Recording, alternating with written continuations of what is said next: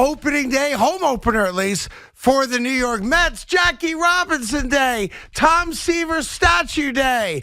And Evan was wrong yet again. Oh, there's only going to be a couple hundred people out there at 10:30 in the morning. And there are like 9,000 people all clamoring to see the Tom Seaver statue. And it was a great ceremony. And the Mets are off to a good start today with a 1-0 lead. The Yankees, of course, last night did everything in their power to blow a game against Toronto. They tried their damnedest. They tried their damnedest to be under 500 before they go to Baltimore. Man, Aroldis Chapman came out, can't throw a fastball for a strike, and thank God for the King, who came in and saved the day and made a boring baseball game an edge-of-your-seat thriller that the Yankees actually won 3-0. Final score is not indicative of how close that game was. So now you got a real problem with the Yanks. You don't have an ace for a starter, and your closer might suck. Wow. Filling in for it's going to be a long day, Big Mac. Going to be a very long day. Plus, I'm in a war now, apparently, with a I don't even know what to call her, actually. I don't know if she's a full-time reporter or if it's some type of like college grant program where you let someone with no journalistic integrity at all work and cover a team. But I'm now in a war, apparently, with someone named Deisha Thozer, who writes for a paper that nobody reads and is now trying to use me to get attention for her sorry career. But sitting in for Evan today will be the aforementioned handsome son of a gun, Cody Decker. Code, what's up, buddy? Oh, man, I'm living the dream. It was great listening to Tiki and Tierney have no idea who I am as they give terrible advice to children. It was great. Yeah, who's filling in for Evan today? Oh, Cody Decker, Brooklyn's husband? Yes.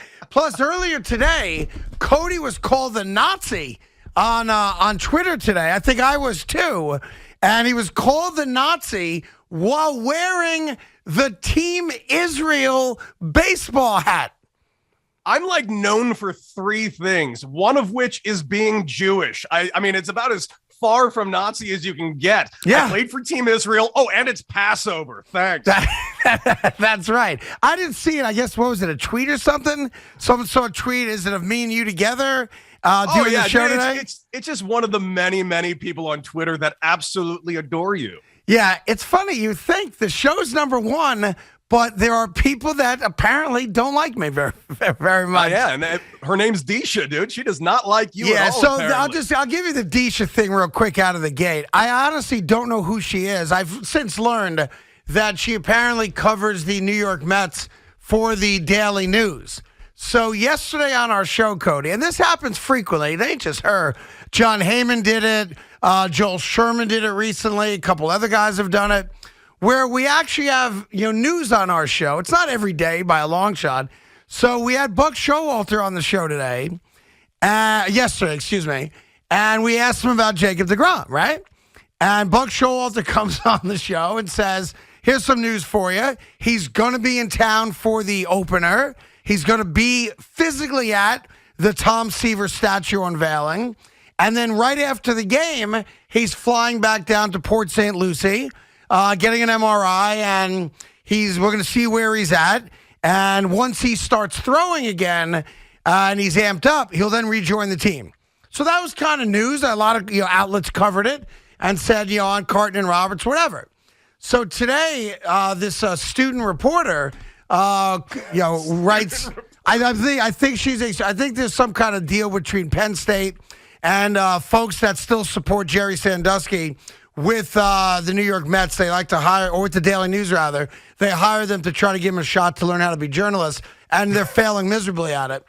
And so she puts out the story. Hey, here's news for you. Jacob deGrom's going to be here today, and then he's going to Port St. Lucie, and blah, blah, blah, blah, blah. So I write back, and I do this all the time, is as first heard with Buck Showalter on Carton and Roberts yesterday, and then I added, try to keep up. All right? Well, she's apparently very thin-skinned, very, very sensitive, and wrote back at me that I was a loser looking for attention, and she'd love to meet me in person when convicts are allowed in the locker room. Ha, ha, ha, ha, ha, ha. Apparently, I've touched a nerve. But that's what happens when you are not a reporter with any journalistic integrity. You have claimed since you started your career that every guy you meet is trying to sleep with you, which is essentially what she said in a column she wrote after Jared Porter got in trouble, that in her entire career, every time she meets a guy, she's worried that the guy wants to bang her. Memo, you're not that hot, all right? And not every guy wants to bang you. And 3, it's very simple. When somebody else reports something, you give them credit as the source. So she has chosen now to jump into the lines then. And unfortunately, that only ends one way, and it's not good for her. That being said, that's not Cody Decker, the focus of today. I want to say this, and I don't know how much you got to see in California from this. The New York Mets have a reputation prior to Steve Cohen buying the team of never doing everything right, of always having some type of Met-esque failure when it comes to major moments. And I do want to say that I thought what they did today was amazing. Everyone across the league today celebrates Jackie Robinson, and everyone wears 42, and today happens to be the 75th anniversary of him breaking the color barrier. But the way the New York Mets handled the Seaver statue unveiling, having Tom's wife and kids and grandkids there, and the kind words they said about him on the unveiling itself, I want to give the Mets a lot of credit because the New York Mets did it right today. And there was not a single aspect of it that wasn't amazing. And while I know I don't know that you have any connection to Tom Seaver other than he, spent the later years of his life in California and you're from there. And I know you have that much respect for him and his career. I just wanted to say, if you saw it today, whether you were physically there or watched it on SNY today, kudos to the Mets because they did it really well. I love it when you see a statue unveiling like this that really kind of gets the attention it deserves. It was all over MLB Network too. I mean, and you talked about it. Evan Roberts talking about 300 to 500 people. It was like 10,000 people. He absolutely wasted his time and probably didn't even get a chance to see the statue, which is hilarious to me. Yeah, he couldn't get through the crowd. He was taking pictures from like 5,000 yards away. I'm here, everybody. I'm here. But he wasn't really there. He wasn't up next to the statue. But I thought they did a great job. And, for us, people that grew up Met fans, Tom Seaver is the guy. He's always been the guy. And as Howie Rose said it today during the ceremony, and I know Mike Piazza said it. I give Mike a lot of credit for saying it because Mike's a great Met, obviously also Hall of Famer, that Tom Seaver will always be the number one guy in this franchise's history. All the other greats, and there are greats, all stand behind the greatness of Tom Seaver. And I just thought the Mets did a great job. I thought Piazza was great today. I've never heard him talk like that. I thought he was very poignant and great. And knowing what today means, nationwide with Jackie Robinson, the fact that the Mets also carved out, this moment for Tom and his family, I just thought was great. And I think we need to do more of it.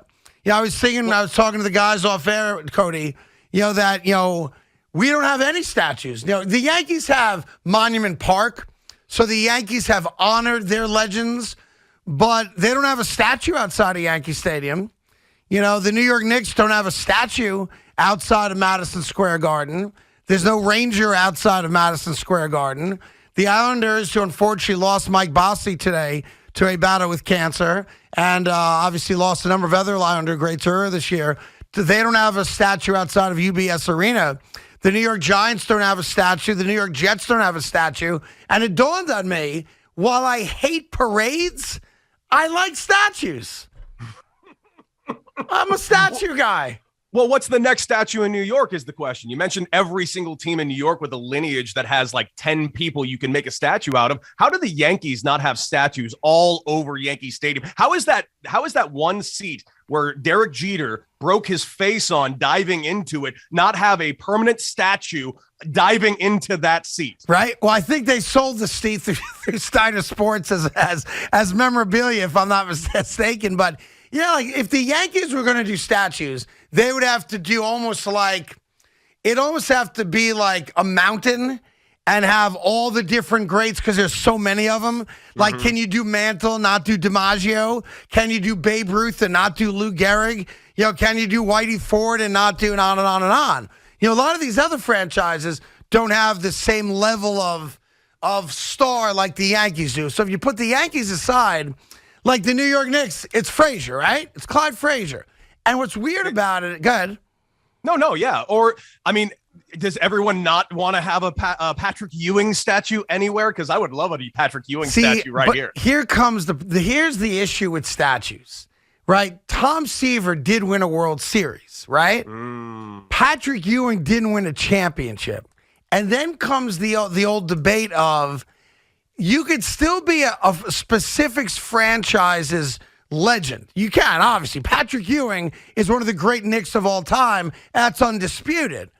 But do you get a statue without bringing a title? Right? And that makes sense. I don't know that you do. Like, I just don't know. Like, did you ever win a title at UCLA?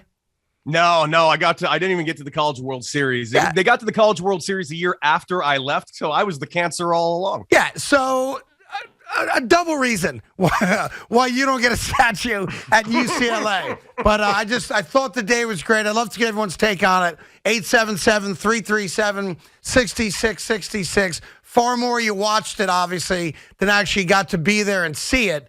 And I'd love to get your take on it. Or if you have a real emotional, passionate desire for someone else in this town to be honored with a statue, I wonder who the next guy would be.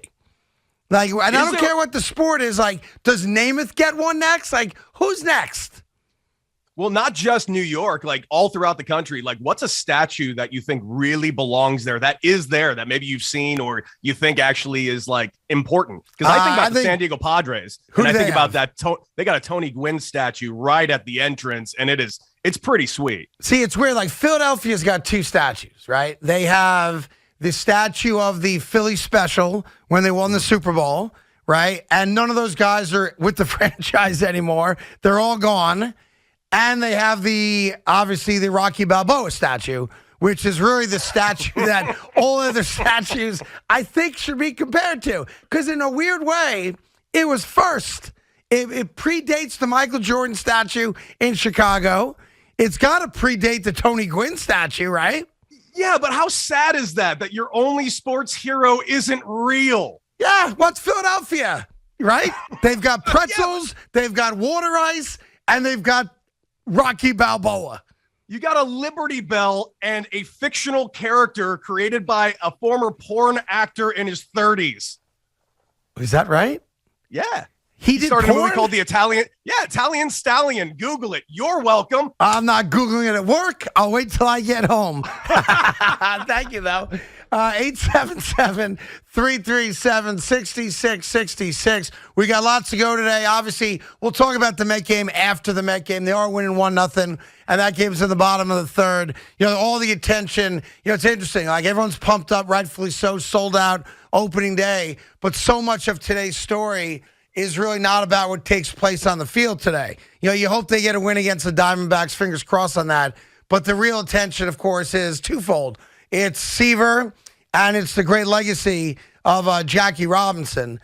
Did you ever get to wear the number 42 in honor? Did they ever do that minor league-wise or no? They never did in the minor leagues, and when I got to the big leagues, I never got to wear 42. I only got up in September. However, I did get to do it at UCLA because UCLA is where Jackie Robinson went. And in fact, there's a great statue of Jackie Robinson at Jackie Robinson Stadium at UCLA. And yes, I don't have a statue, but I do have a banner there, which is pretty sweet. You have a banner? Yeah, I got a banner at UCLA, a full banner of me swinging the bat. What idiots. They thought I was going to be better than I was. Well, hold on. Where does this banner live? Left field, just right by the parking lot that the manager of UCLA has no choice but to see my beautiful face every night. And what is it on, like a light or something? A light pole? Yeah, it's like on a light fixture, and it's just this big photo of me next to Garrett Cole. We're on the same standing over at UCLA. Boy, they must be so disappointed at how things turned out. He got a lot of money, but he's no longer an ace, as you know. And you, unfortunately, didn't get the major league career that everybody hoped for. My dream was to be a real-life Crash Davis. That's what I always wanted, and I got it, baby. I see over your right shoulder you have a Wheaties box with Michael Jordan on it. Is that one of your prize pieces right there? Because my gut is that, knowing you'd be on the camera today, you put something out for display. So you want me to see that box. Well, no, it's not the main thing I wanted you to see. The main thing I wanted you to see, the thing right above my head. See this little plaque right above my head? The one that says Tops? That's an MVP award that I won over Mike Trout. I don't know if you ever heard of him, but he's a pretty good baseball player. And he has a few MVP awards, but he doesn't have this one. Got it. That one belongs to me, baby. Okay. All right. I see this stuff on display Cody wants us to ask about, so we will. No problem there. We'll get all your calls coming up as well. For those of you that celebrate Passover, happy Passover. For those of you that are in observance of Good Friday, we appreciate you listening to the show and wish you the very best Easter weekend as well. We got lots cooking. We got tickets to give away for Korn and Evanescence at 3 o'clock. We got more field-level Yankee tickets to give away. And, of course, we got your calls throughout the afternoon. Evan, I should tell you, was going to check in, but he has no voice at all. For those of you that heard yesterday's show, he claims it's allergies, but he lost his voice completely because he texted me this morning that even if he wasn't taking the day off to go to the Met home opener, he couldn't have come on the air today anyway. He's got no voice. So Cody's kind enough to sit in for the afternoon. We'll get all your questions as well and comments, and look forward to talking to you on a gorgeous Friday here in New York. It's Carton and Roberts on the Fan.